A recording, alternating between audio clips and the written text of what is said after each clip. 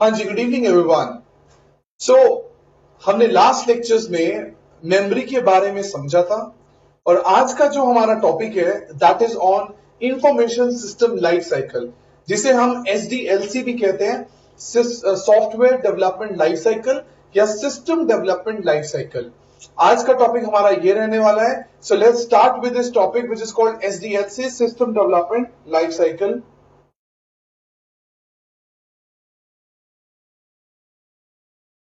Now, information system life cycle या software development life cycle क्या है?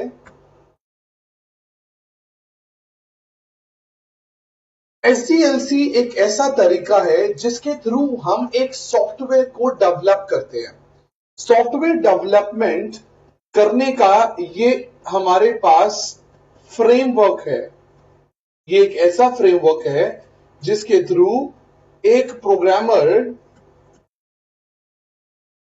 सॉफ्टवेयर को डेवलप करता है।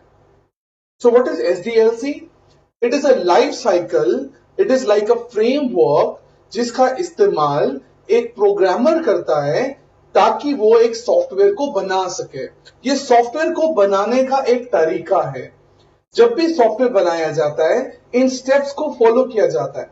अगर आप इन स्टेप्स को फॉलो करे बिना सॉफ्टवेयर को बनाओगे तो बहुत सारे इश्यूज और बहुत सारी प्रॉब्लम आ सकती है, स्पेशली जो इसके ऊपर कॉस्ट लग रही है सॉफ्टवेयर के ऊपर, वो भी आपकी वेस्ट हो सकती है या इंक्रीज हो सकती है अगर आप ऑप्टिमाइजेशन नहीं करेंगे, अगर आप एसडीएलसी को फॉलो नहीं करेंगे। SDLC is a very very important topic exam के पॉइंट ऑफ व्यू से, और 4 मार्क्स में ये एग्जाम में आता है।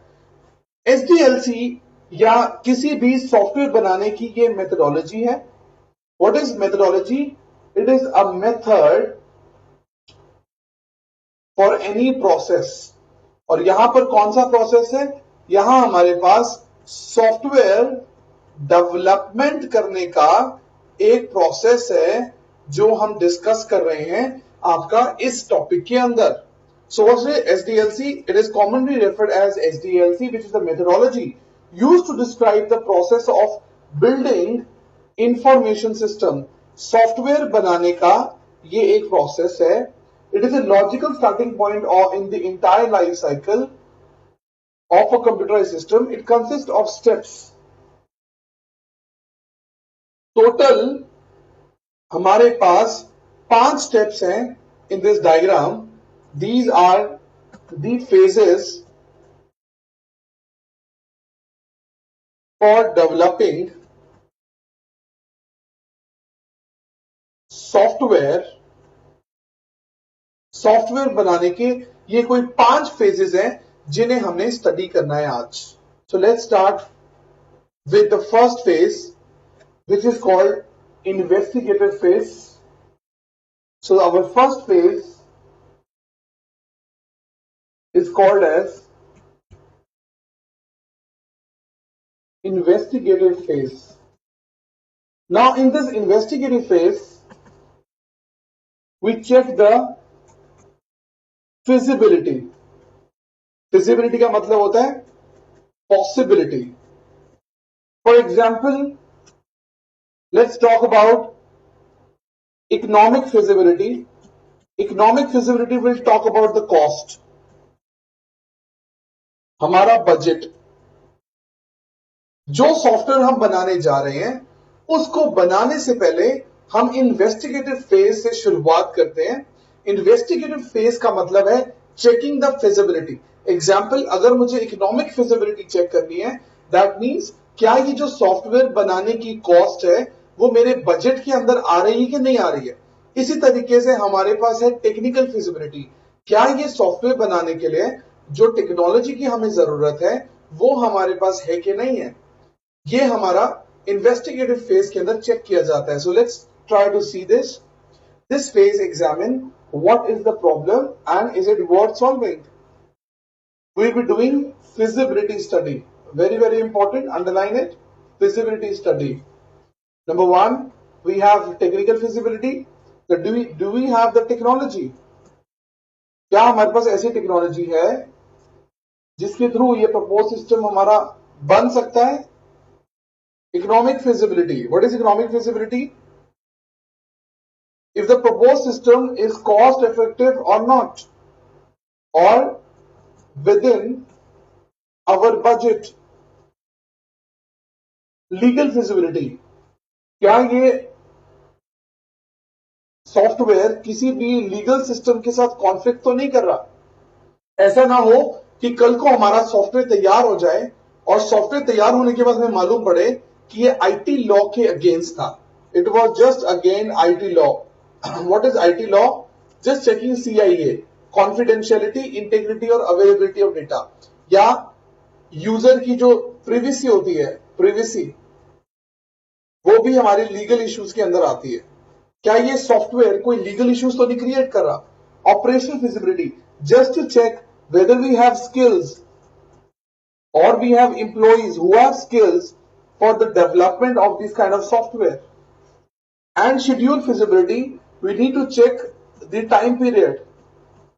क्या ये हमारे मनचाहे टाइम के अंदर पूरा का पूरा सॉफ्टवेयर तैयार होगा कि नहीं हो सकता?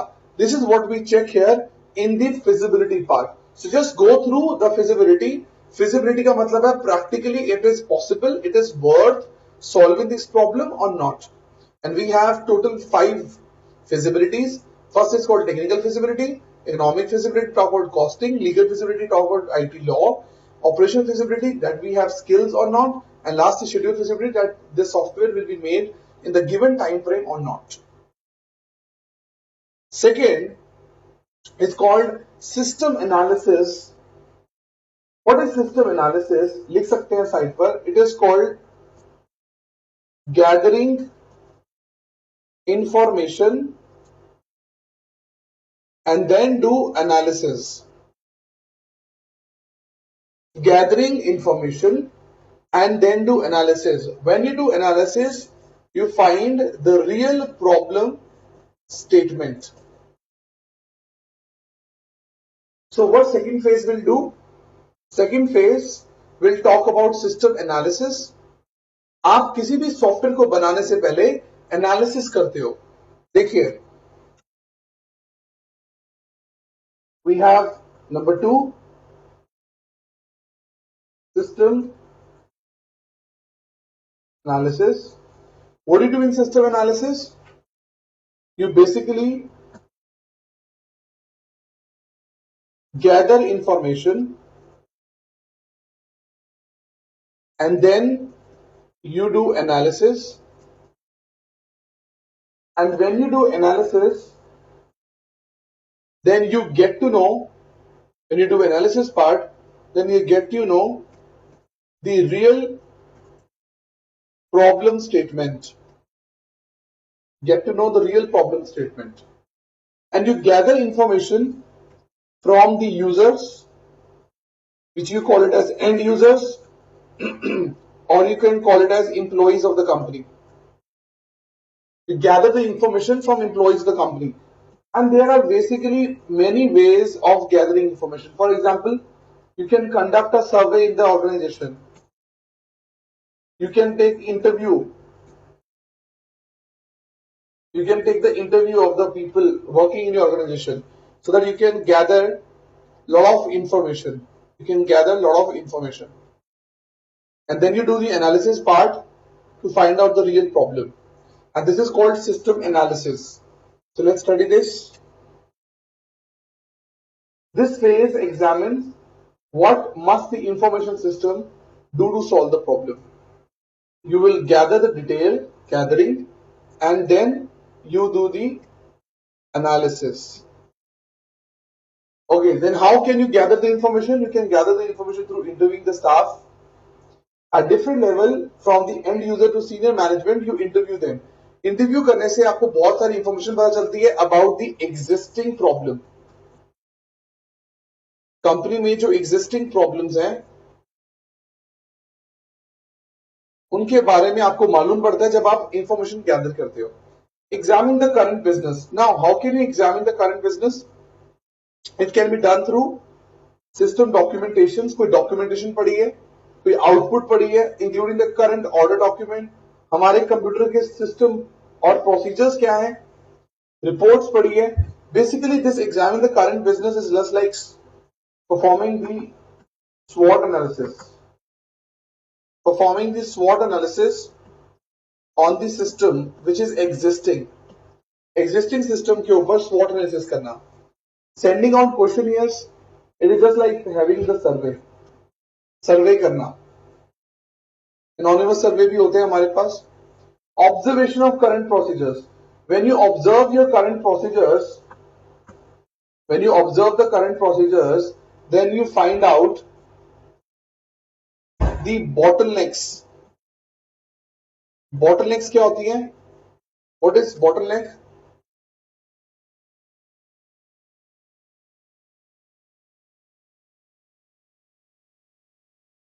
Bottlenecks are the problems, limitations in the current process. हमारे current process में कोई limitation है, वो हमें observation के थ्रू पता चलती है. And observation is like a analysis process. जैसा मैंने आपको बताया था कि जैसे हम एनालिसिस करते हैं, एनालिसिस करने से हमें प्रॉब्लम स्टेटमेंट पता चलती है. And what is problem statement? Basically problem statement which is existing in our processes. हमारे प्रोसेस में कोई भी तरह की जो प्रॉब्लम है उसे हम एनालिसिस के थ्रू सॉल्व करते हैं. That is means gathering information and analysis. This is your page number 2. और ये पूरी की पूरी एनालिसिस कौन करता है? There is a person, there is a technical person which we called as system analyst. ये जो सिस्टम एनालिसिस्ट है वो ये पूरा का पूरा ऊपर वाला स्टेप करता है. Now who is system analysis? He examine the data and information flows in the enterprise using some diagrams. Data flow diagram मैं आपको फर्स्ट चैप्टर में बताऊंगा कि डेटा फ्लो डायग्राम्स क्या होते हैं. So what this system analysis do? He try to examine the data and the information, and this data which is coming from the various methods like interview process and all that, establishes what proposed system will actually do. So he also tells the organization, the system analysis also tells the organization कि जो system, जो software हम बनाने जा रहे हैं वो company में कहां काम आएगा और वो क्या करेगा. This is also been recommended by system analysis. System analysis will also analyse the cost. By he has to analyze the cost which is associated in developing, because system analysis ये बता सकता है कि हमारी करंट कंपनी के लिए, current processes के लिए इस कॉस्टिंग के अंदर ये सॉफ्टवेयर बनाना फिजिबल है, ये कॉस्टिंग हमारा सही रहेगा या नहीं रहेगा, क्या हम कहीं एक्स्ट्रा पैसे तो नहीं दे रहे हैं, क्या ये सॉल्व, ये जो प्रॉब्लम है इससे जितना नुकसान नहीं होगा उतना ज्यादा हमारी लाइबिलिटी पड़ रही है इस सॉफ्टवेयर को बनाने में. ये सारी बातें कौन बताएगा? ये बताएगा सिस्टम एनालिसिस्ट. सिस्टम एनालिसिस ये भी करेगा, बताएगा कि हमारे पास इंप्लीमेंटेशन करने की क्या क्या ऑप्शंस है. क्या हम इस सॉफ्टवेयर को कंपनी के अंदर बनाएं या कंपनी के बाहर किसी कंसल्टेंट से बनवा सकते हैं. He will tell the end give the all solution to us. ये वो हमें हार्डवेयर कॉन्फ़िगरेशन भी बताएगा कि इस सॉफ्टवेयर को बनाने के लिए कौन कौन से हार्डवेयर चाहिए होंगे, और बाद में रिकमेंडेशन भी कर सकता है, any suggestion from him. He is the guy which is called system analyst. Okay, and this all task of phase number 2 is done by system analyst. Let's go ahead.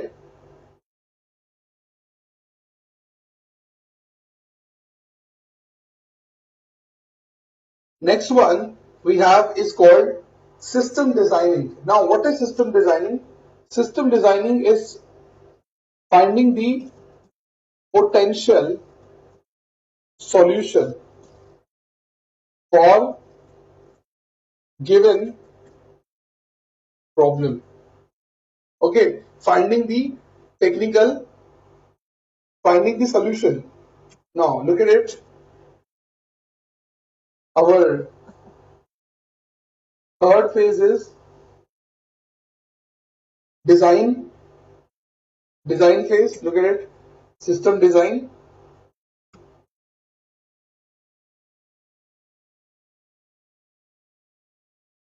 What is system design? It is finding potential solution for given problem statement. For given problem statement. Now system design के अंदर we basically talk about कि हमारे system को बनाने के लिए हमें किन किन कंपोनेंट्स की जरूरत है, हमें किन किन कंपोनेंट्स की जरूरत है, वो हम सिस्टम डिजाइन में करते हैं ताकि हमारी गिवन प्रॉब्लम सॉल्व हो जाए, ताकि हमारी जो गिवन प्रॉब्लम है वो सॉल्व हो जाए. So let's see the specifics technical aspects जो सॉल्यूशन प्रोवाइड कर सकते हैं हमारी प्रॉब्लम को. What are those things? Number one, the hardware we needed. हमें कौन कौन से कंप्यूटर की जरूरत है, कौन कौन से इनपुट, स्टोरेज और आउटपुट डिवाइसेस की जरूरत है, because they all come under hardwares. Softwares, हमें कौन कौन सी प्रोग्रामिंग लैंग्वेज की जरूरत है, बिकॉज हमारी जो डेवलपमेंट है सॉफ्टवेयर की वो प्रोग्रामिंग लैंग्वेज के अंदर होती है हमेशा.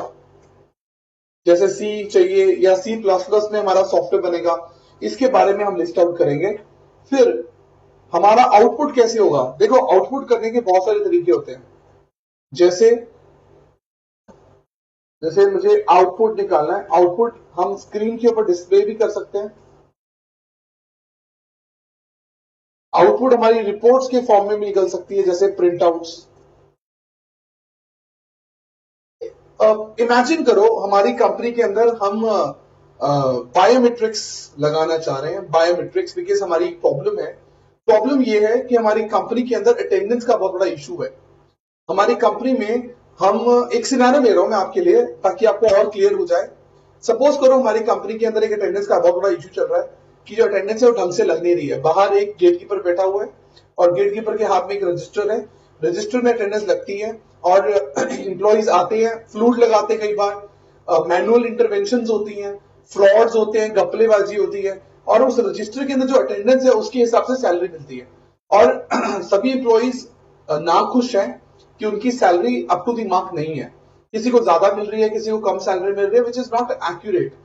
सो उस प्रॉब्लम को सॉल्व करने के लिए किसी ने बताया कि let's try to find out the solution, and somebody given a solution that we should use biometrics, जहां फिंगरप्रिंटिंग का इस्तेमाल होता है.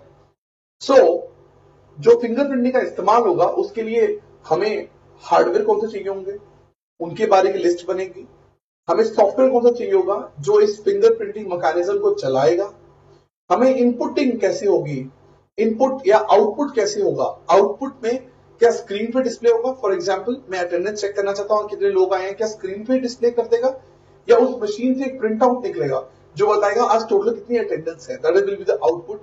इनपुट कैसे करोगे? क्या वो टच स्क्रीन है इनपुट के लिए या कोई कीबोर्ड है ऊपर लिखा हुआ है उसके थ्रू? सो आपकी जो इनपुट्स होंगे, इनपुट्स में आ सकता है किस तरह से हम डेटा को इनपुट कर सकते हैं. फॉर एग्जांपल कीबोर्ड्स,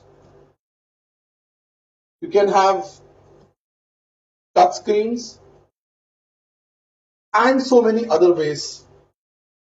ठीक है, that can come under your inputs. Let's see और क्या क्या हो सकते हैं. आउटपुट्स में हमारे पास रिपोर्ट मतलब प्रिंट आउट और स्क्रीन के डिजाइन, हमें जो स्क्रीन पे डिस्प्ले हो रहा है वो कैसे नजर आने वाला है.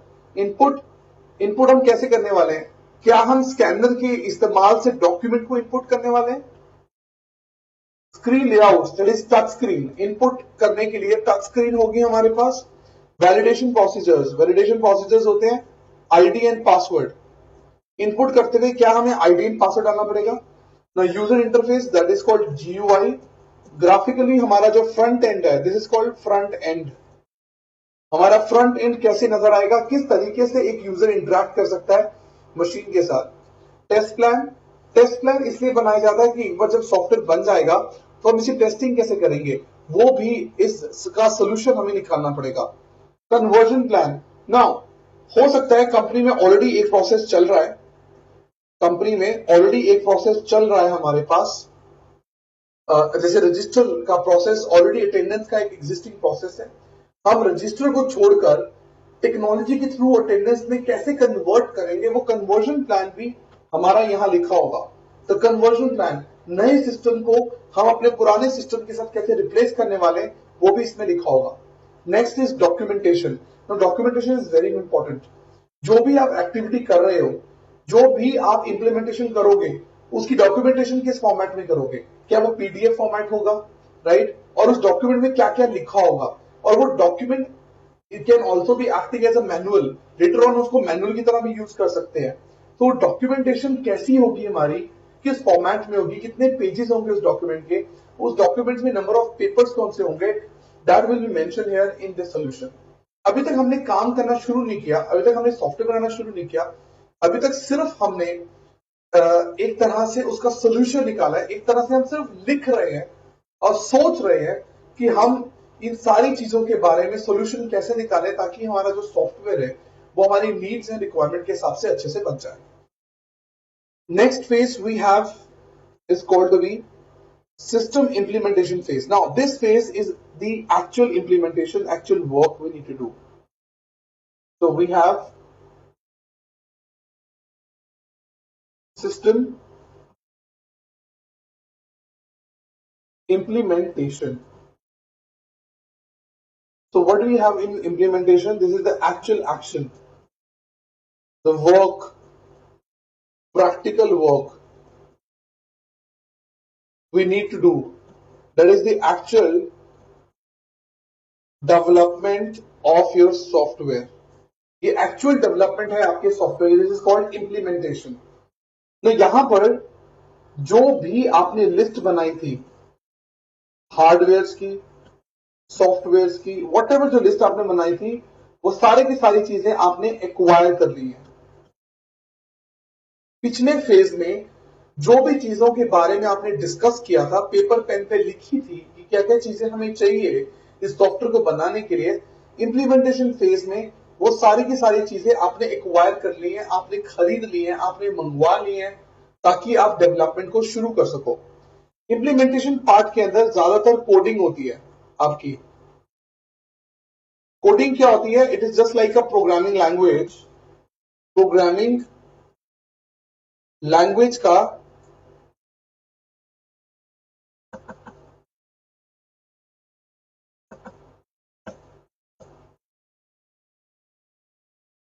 हम programming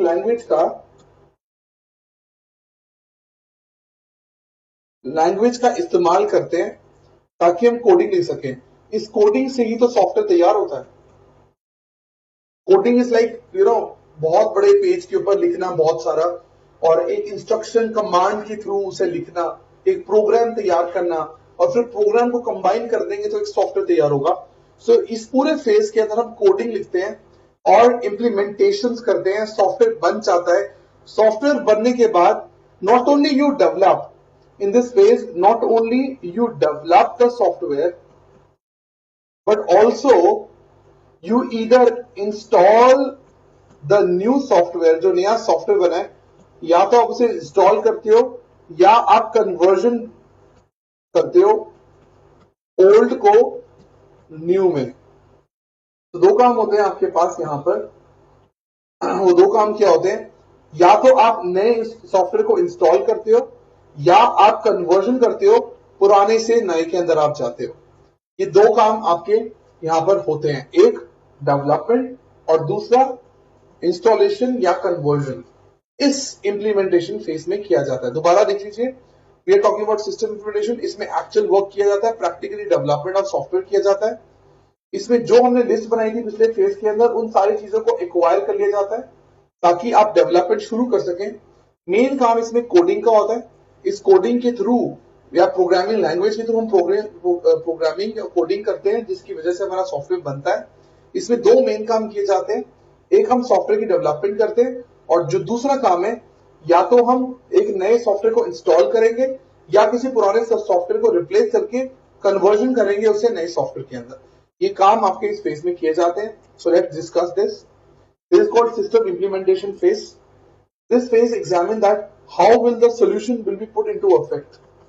That is the action, or you can say execution.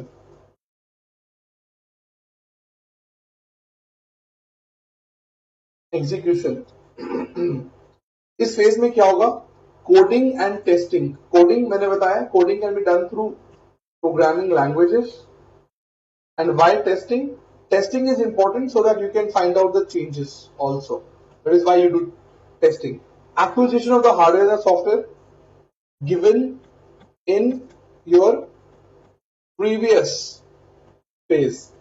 आपके पिछले फेज में जो हार्डवेयर और सॉफ्टवेयर की आपने लिस्ट बनाई थी उसे एक्वायर करेंगे हम. Either you install it or you do conversion. This is what I told you. अगर हम इंस्टॉलेशन करते हैं, suppose, so what are the steps we need to take in installation? So what you will do? You will install the new hardware. You will install the new hardware, which may involve extensive recabling and changes in the office layout. Now इसको समझने के लिए हम एक और example लेते हैं. For example, banks के अंदर पहली बार कंप्यूटर को इंस्टॉल किया जा रहा है. बैंक के अंदर पुराने जमाने में बहुत सारी फाइल्स हुआ करती थी. अब बैंक के अंदर सपोज करिए कंप्यूटर्स को इंस्टॉल किया जा रहा है. नहीं, पहली बार इंस्टॉलेशन हो रही है. सपोज करो एम्प्लॉइज फ्राइडे को चले जाते हैं और मंडे को वापस आते हैं. जैसे ही वो दरवाजा खोलते हैं बैंक का, दे फाइंड दैट कि हमारे पूरे ऑफिस का लेआउट बदल गया. कैसे लेआउट बदल गया? अब एलमीरास चली गई आपकी. एलमीरास की जगह पर केबिन्स बन गए सुंदर सुंदर. और ऑब्वियसली एलमीरा चली गई है तो दोबारा से पूरे ऑफिस का लेआउट हमें स्टार्ट करना पड़ेगा, क्योंकि एलमीरा निकल गई हैं, नए सोफे आ गए हैं, एयर कंडीशन कमरा हो गया हमारा, टेबल चेयर्स बदल गई हैं. अब हमारी टेबल चेयर कंप्यूटर के हिसाब से आ गई हैं. तो ओवरऑल हमारे ऑफिस के लेआउट में बहुत बड़े चेंजेस हो रहे हैं. Not only this, as this thing is been installed for the first time, पहली बार हमारी कंपनी में नई चीज लग रही है, इसलिए हमें अपने एम्प्लॉइज को ट्रेनिंग भी देनी पड़ेगी ताकि वो इस सॉफ्टवेयर का इस्तेमाल ढंग से कर सकें. So look at the second point, training to the users on the new system. And last but not the least, हमें मास्टर फाइल्स को नए सिस्टम में डालना पड़ेगा या हमें नई मास्टर फाइल्स बनानी पड़ेंगी. मास्टर फाइल्स क्या होती हैं? Master files are your permanent files. Permanent files, permanent files कौन सी होती है? जैसे एम्प्लॉय का डेटा. एम्प्लॉय का डेटा है हमारे पास. अब जो एम्प्लॉय का डेटा पहले रजिस्टर्स में पड़ा होता था, अब हमें वो सारा का सारा एम्प्लॉय का डेटा कहां डालना है? We have to put it in the computer. इस रजिस्टर के अंदर टेबल्स बने हुए हैं, नाम एम्प्लॉय का एड्रेस, एम्प्लॉय का फोन नंबर, वो सारा कुछ पहले रजिस्टर्स पे था. अब मुझे सारा कुछ उठाकर कंप्यूटर में डालना. तो या तो मैं वहां पर एक नया टेबल बनाऊंगा जिसमें एम्प्लॉय का आईडी, एम्प्लॉय का नाम दोबारा से फीड करूंगा, बिल्कुल बिल्कुल सेम टू सेम जो रजिस्टर में लिखा था, या मैं एक नया मास्टर फाइल क्रिएट करूंगा जिसमें थोड़े बहुत मॉडिफिकेशंस भी हैं. पहले उस रजिस्टर में ईमेल एड्रेस नहीं लिखा होगा, आज मैं न्यू ईमेल एड्रेस को भी ऐड कर रहा हूं कंप्यूटर के अंदर. So that is your new master data. So या तो हम सेम मास्टर डेटा जो रजिस्टर में पड़ा है उसे ट्रांसफर करेंगे कंप्यूटर में, या हम अपना एक नया मास्टर डेटा बनाएंगे. ये सारा काम तब होता है जब पहली बार एक नया सॉफ्टवेयर इंस्टॉल होता है. नया सॉफ्टवेयर जब इंस्टॉल होगा तो उसे हम इंस्टॉलेशन बोलेंगे.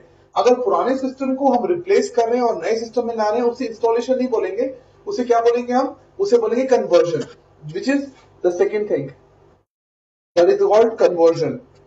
कन्वर्जन क्या होती है?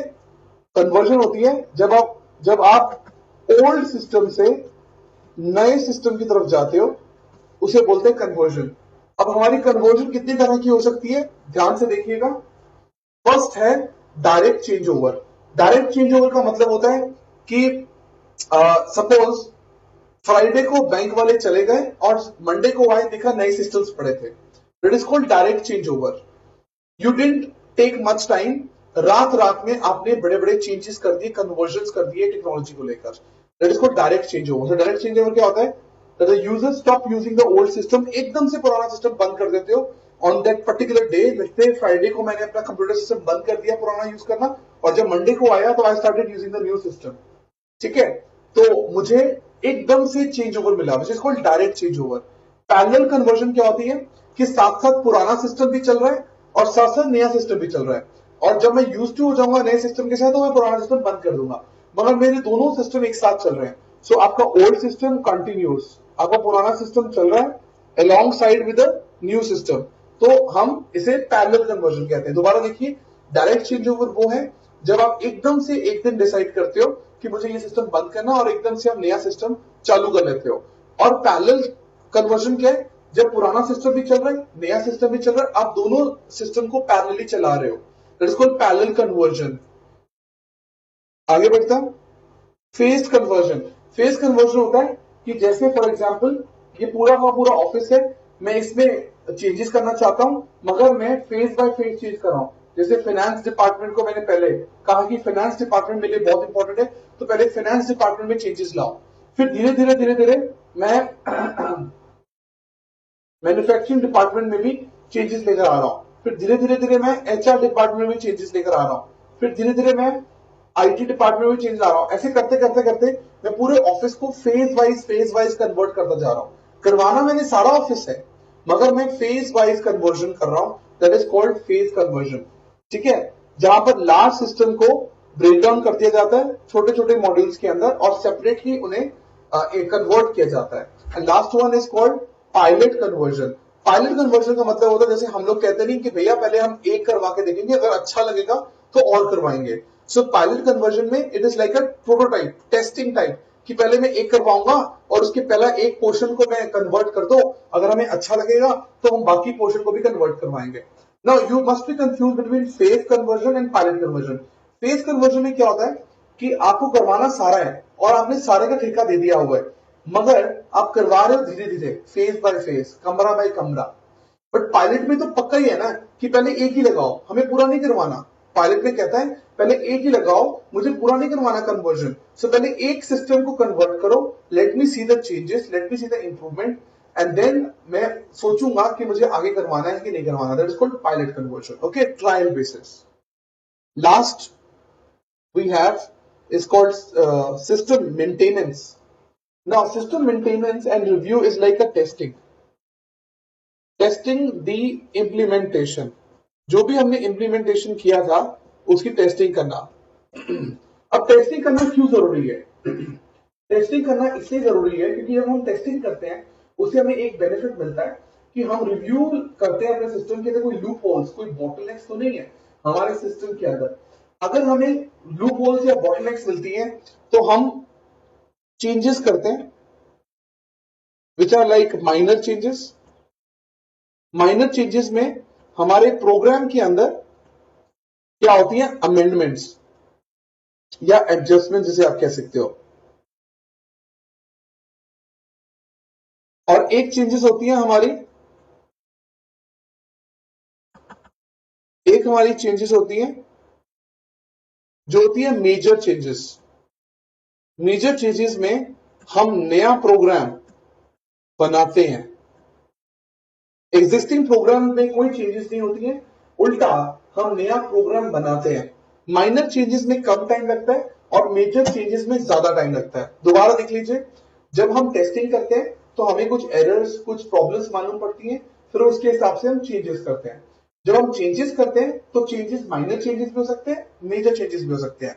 अगर हमारे चेंजेस माइनर है, दैट मीन्स हम एग्जिस्टिंग प्रोग्राम के अंदर, एग्जिस्टिंग सॉफ्टवेयर में कुछ अमेंडमेंट्स कर रहे हैं, कुछ छोटे बड़े चेंजेस, जैसे कलर बदल लिया, कलर अच्छा नहीं लग रहा था, पोजिशनिंग, जो पोजिशन है वो अच्छी नहीं लग रही सॉफ्टवेयर में कि मुझे ये चाहिए राइट हैंड पे या लेफ्ट हैंड पे चाहिए। मगर मेजर चेंजेस होते हैं जब हम कहते हैं कि एग्जिस्टिंग फीचर्स सारे एब्सोल्युटली फाइन है, मगर एक फीचर और ऐड कर दो। एक फीचर जब ऐड करेंगे तो दोबारा से पूरा का पूरा प्रोग्राम तैयार होगा, उस फीचर का नया फीचर जो लगेगा उसका नया प्रोग्राम तैयार होगा और उसमें बहुत टाइम लग जाता है। And that is called your system maintenance and review. So what you do programming amendments, which is a minor change, adjustments of clerical procedures। clerical procedures होते हैं डेली प्रोसेस। कुछ काम हमारे ऐसे होते हैं जो डेली टाइप्स होते हैं, रूटीन प्रोसेसेस, उसमें एडजस्टमेंट्स करवाना। जैसे आपके आईडी और पासवर्ड्स हमारे लगे होते हैं फ्रंट पेज पर, आईडी एंड पासवर्ड एवरीडे हमें डालना होता है उसकी ईज के लिए, उसके अंदर कुछ माइन्यूट से चेंजेस करना, that's called clerical procedures. Modification of the reports, modification in the print layout, print का लेआउट।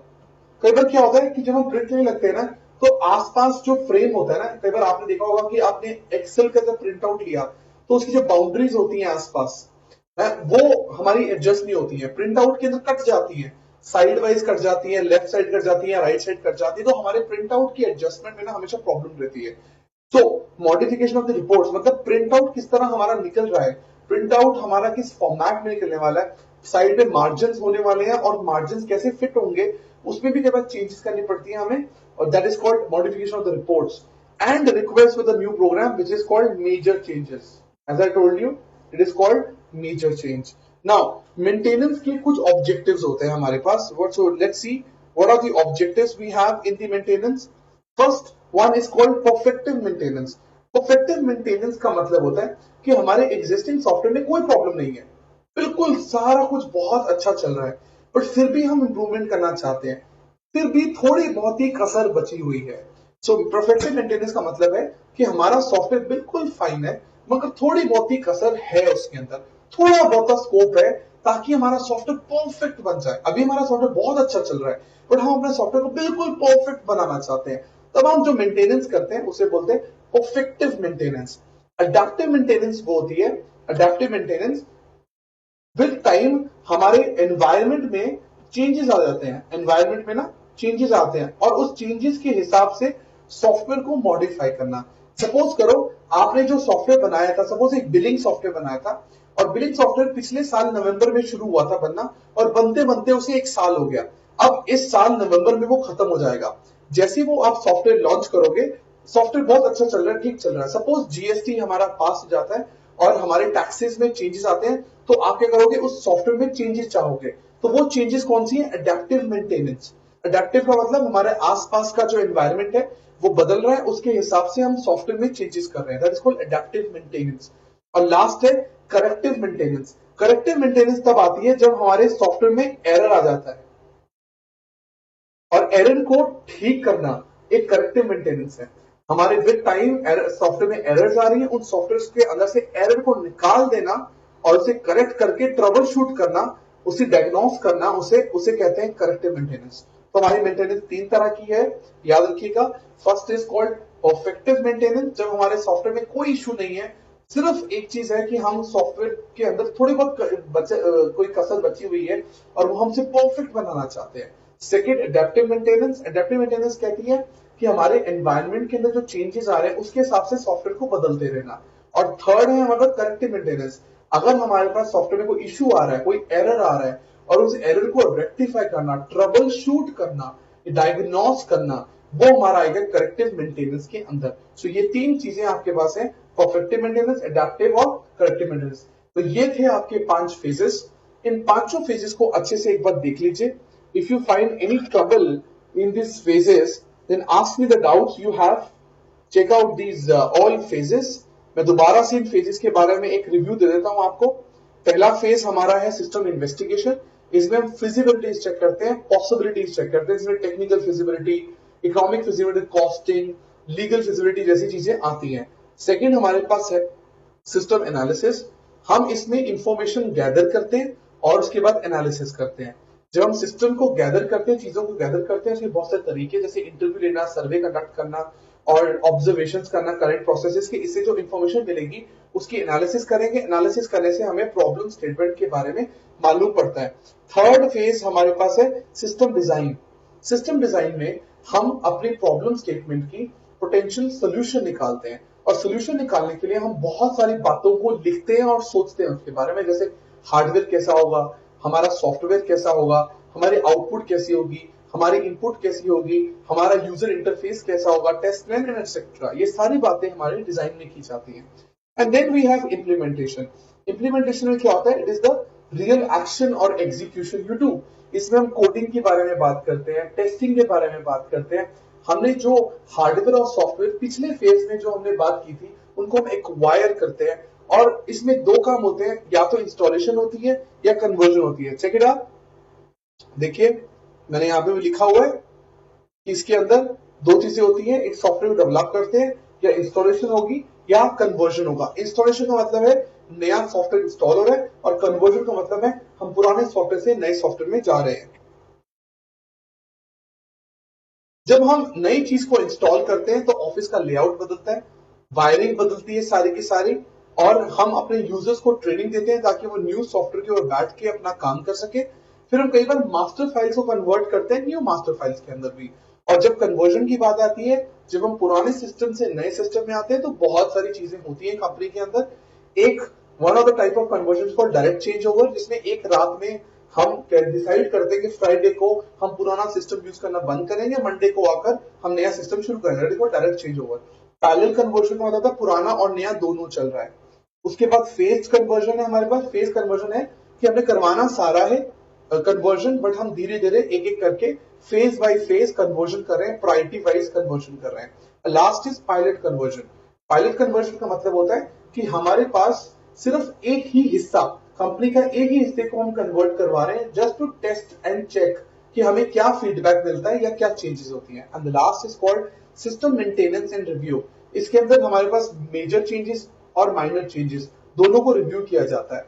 अगर मेजर चेंजेस हैं तो हम प्रोग्राम को नया प्रोग्राम लाते हैं, न्यू प्रोग्राम लाते हैं। अगर माइनर चेंजेस हैं तो एग्जिस्टिंग प्रोग्राम में अमेंडमेंट्स करते हैं। उसके अलावा आपकी क्लरिकल प्रोसीजर, डेली प्रोसीजर्स और रिपोर्ट्स, प्रिंटआउट्स कैसे निकलने वाले हैं उसके बारे में हम डिस्कस करते हैं।